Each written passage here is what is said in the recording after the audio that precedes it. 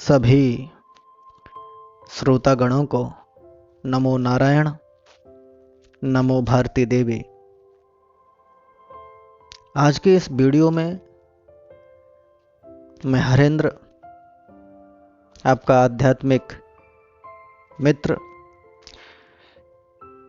एक बार पुनः उपस्थित हूं आप लोगों के सम्मुख एक नए प्रकरण के साथ, एक नए विषय के साथ। और ये जो श्रृंखला चल रही है वीडियोस की, इस श्रृंखला में मैं निरंतर आपके सम्मुख अष्टावक्र गीता से महर्षि अष्टावक्र के उपदेश रख रहा हूं, जो किसी समय पर महर्षि अष्टावक्र ने विदेह राजा जनक के सम्मुख रखे थे। और आज भी ये उपदेश उतने ही प्रासंगिक हैं, उतने ही सार्थक हैं आध्यात्मिक यात्रा के लिए जितने कभी किसी समय पर थे। तो चलिए, ये प्रकरण है 8वां और प्रकरण का शीर्षक है चित्त की आसक्ति अनासक्ति ही बंधन मोक्ष का कारण है। तो चलिए विस्तार से बात करते हैं। जब चित्त कुछ चाहता है,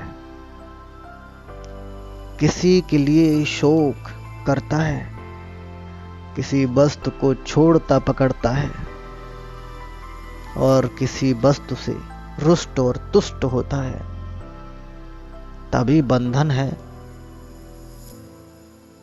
जब चित्त चाह, शोक, त्याग, ग्रहण, हर्ष और रोष से रहित होता है, तभी मुक्ति है।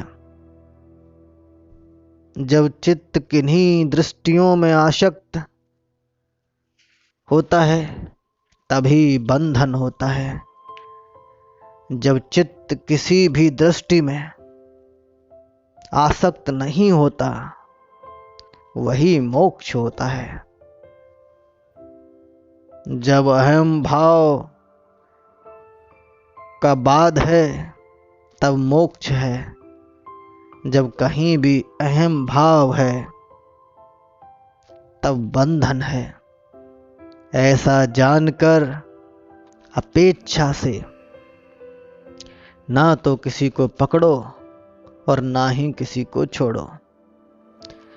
ये 8वां प्रकरण यहीं पर खत्म होता है। और इस पूरे प्रकरण में महर्षि अष्टावक्र ने विदेह राजा जनक को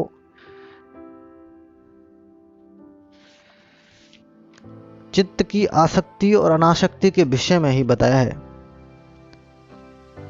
पहले उन्होंने बोला था कि जब चित्त कुछ चाहता है, किसी के लिए शोक करता है, दुख करता है, किसी वस्तु को छोड़ता और पकड़ता है और किसी वस्तु से रुष्ट और तुष्ट होता है, तभी बंधन होता है। और ये ही बंधन है, और ये ही इस जगत का होना है, संसार का होना है, भौतिकता का होना है। फिर महर्षि अष्टावक्र बोले थे कि जब चित्त में, मन में शोक, चाहत, त्याग, ग्रहण, हर्ष और रोष जैसे विकार होते हैं, तब बंधन होता है। और जब ऐसे विकार चित्त से पलायन कर जाते हैं, वही स्थिति मुक्ति की स्थिति होती है, मोक्ष की स्थिति होती है।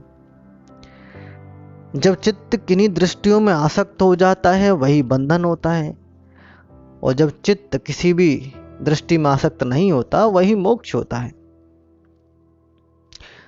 जब अहम भाव का बाध होता है, वह मोक्ष होता है। और जो कहीं भी अहम भाव है, वही बंधन है। ऐसा जानकर एक ज्ञानी पुरुष को, अष्टावक्र कहते हैं कि ऐसा जानकर ज्ञानी पुरुष को किसी भी चीज को ना तो पकड़ने की आवश्यकता है और ना ही त्यागने की आवश्यकता है। आप सर्वथा सर्वदा प्रत्येक चीज से मुक्त ही हैं अगर आप अपने वास्तविक स्वरूप को पहचान लेते हैं।